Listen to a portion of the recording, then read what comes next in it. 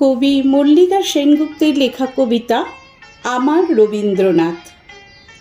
রবীন্দ্রনাথ আমার খুব কাছের মানুষ নন, আবার খুব দূরবর্তী দারুমূর্তিও নন। বয়সের হিসেবে তিনি আমার থেকে ঠিক 90 বছরের বড়। যদি আমাকে একটি দ্বীপের নির্বাসন দেওয়া হয় শুধুমাত্র 10টি বই বেছে নেওয়ার অধিকার দিয়ে, আমি অন্তত 4-5টি বই নেব রবীন্দ্রনাথের। গল্পগুচ্ছ, 3 সঙ্গী তো নেবই, সঙ্গে থাকবে শেষের কবিতা, গীতবিতান আর 1টি বা 2টি কবিতার বই।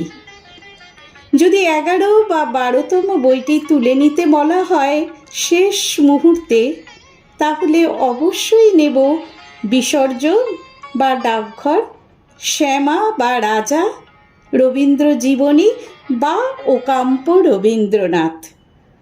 ভয় হয় রবীন্দ্র রচনাবলীর শেষে আমাদের সেই ধর্মগ্রন্থে পরিণত না হয় যার কাছ থেকে বারবার অজ্ঞাত ভয়ে পালিয়ে গিয়েও ফিরে আসতে হয় অজ্ঞাত এক আকর্ষণে। 5ই মার্চ 1988, তখন বসন্ত উৎসবের হাওয়া লেগেছিল আমাদের পূর্বপল্লীর রুদ্রপলাশে। আমরা হাঁটতে হাঁটতে ঢুকে পড়লাম শেষে উত্তরায়ণে। অন্যান্য বারের মতোই আবার সেই এক ধন্দে পড়লাম।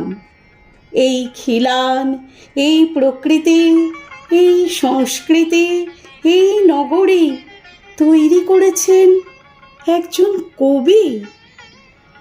কবি তো নির্জনচারী অথবা উত্তাল মাতাল, হাঁটু গেড়ে বসা প্রেমিক অথবা দর্পিত সম্রাট, প্রকৃতিমুগ্ধ অথবা নগর বিদ্বেষী।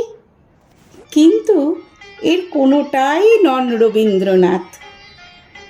এত প্রথাবিরুদ্ধ ব্যক্তিত্বের মানুষটিও ক্রমে ধর্মভীরু বাঙালির কাছে হয়ে উঠেছেন রবি ঠাকুর। এটাই মজা। আর এই ঠাকুরবাড়ি দর্শনের জন্য যেমন একদিকে বারবার ছুটে যান শহরের শ্রেষ্ঠ বুদ্ধিজীবীরা, তেমনি গ্রামগঞ্জ ঝেঁটিয়ে লাক্সারি বাসে করে চলে আসেন সহজ পাঠ না পড়া ঠাকুর দর্শনার্থীরা। তেমনি এক দল আমাদের পাশে দাঁড়িয়ে দেখছিলেন রবীন্দ্রনাথ ও ইন্দিরা দেবীর একটি ছবি।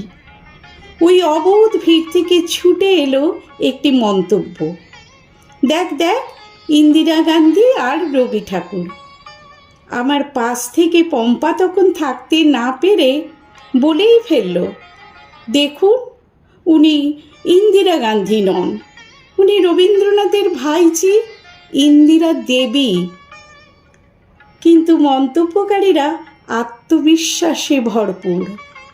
হেসে পম্পাকে উড়িয়ে দিয়ে বলল, কিচ্ছু জানে না রে, ইন্দিরা গান্ধী তো এখানে পড়তেন, এটাই ওর ফটো। রবীন্দ্রনাথ যখন এতটাই জনসাধারণের, তখন বলতেই পারি বাঙালির বেসিক নিড 5টি নয় 6টি: খাদ্য, বস্ত্র, বাসস্থান, প্রাথমিক শিক্ষা ও চিকিৎসা এবং রবীন্দ্রনাথ। তারপর ঠাকুর পুজো কে কিভাবে করবে তা তারাই ঠিক করবে। চায়ের দোকানের কেষ্ট হয়তো সাঁই বাবা আর নেতাজির ফটোর মাঝখানে টাঙানো রবীন্দ্রনাথের ফটোয় ধূপ জ্বালিয়ে সন্ধ্যা দেয়, আর রবীন্দ্র গবেষিকা নীল আঁচল উড়িয়ে রতনকুঠি থেকে চলে যান রবীন্দ্র ভবনের দিকে। মনে পড়া মুশকিল আমি কবে কখন রবীন্দ্রনাথের কোন গানটি প্রথম শুনেছিলাম। তবে আমাদের বাড়িতে একটি পাগলা ভিক্ষুক আসত। সে গাইতো, ওই মালতী লতা দোলে। তার কণ্ঠটি ছিল বড় মায়াময়। কোনো দিন ভুলব না, সে প্রতিটি শব্দের শেষে ম শব্দটি যোগ করে দিত, অর্থাৎ সে গাইতো, ওই মালতী লতাম দোলেম। আমি কোনো দিনও গান শিখিনি। মা বলতেন গলায় সুর নেই, কিন্তু আশপাশ দিয়ে সমবয়সীরা গানের খাতা নিয়ে চলে যেত বিকেলের ক্লাসে। ওই রাজ্যটি ছিল চেতনার বাইরে। আমার খুব খারাপ লাগতো, কিন্তু জন্মাবধি কতবার যে কত মানুষকে রবীন্দ্র গান গাইতে শুনেছি। ট্রেনে করে যখন ইউনিভার্সিটি যেতাম, এক কুষ্ঠরোগী গাইতো, দিনগুলি মোর সোনার খাঁচায় রইল না। বলাই বাহুল্য, সে না জেনেই গাইতো। মাত্র ২৬ বছর বয়সে বিধবা হওয়া আমার একটি পরিচিত মেয়ের গলায় শুনেছিলাম, আমার দিন ফুরালো ব্যাকুল বাদল সাঁঝে। একটি রূপহীন মেয়ে বিয়ে না হওয়ার যন্ত্রণায় যে ক্রমশ মুখ হয়ে আসছিল, সমবেত পাত্রপক্ষকে সে শুনিয়েছিল, বাঁচাও তাহারে মারিয়া। এমনিতে যে গান অসংখ্যবার শুনেছি এক বিশেষ পুরুষের গলায়, সেই গান শুনে আমিও কেঁপে উঠেছিলাম। তারপর থেকে বদলে গেছিল আমার জীবনের গতিপথ।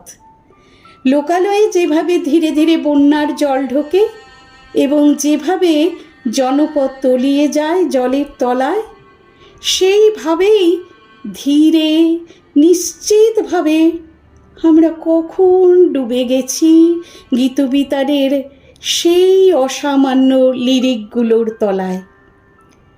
এমন স্রষ্টাকে প্রণাম না জানিয়ে পারি না।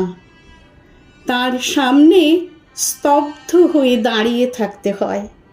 এক এক সময় আমারও তাকে অলৌকিক বলে, ঠাকুর বলে বিশ্বাস করতে ইচ্ছা হয়।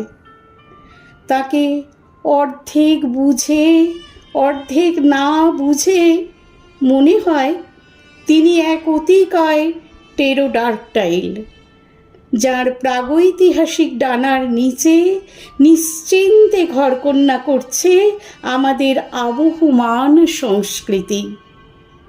বেলা অবেলা ও কালবেলার মাঝখানে অনড় দাঁড়িয়ে আছেন রবীন্দ্রনাথ, আমার রবীন্দ্রনাথ।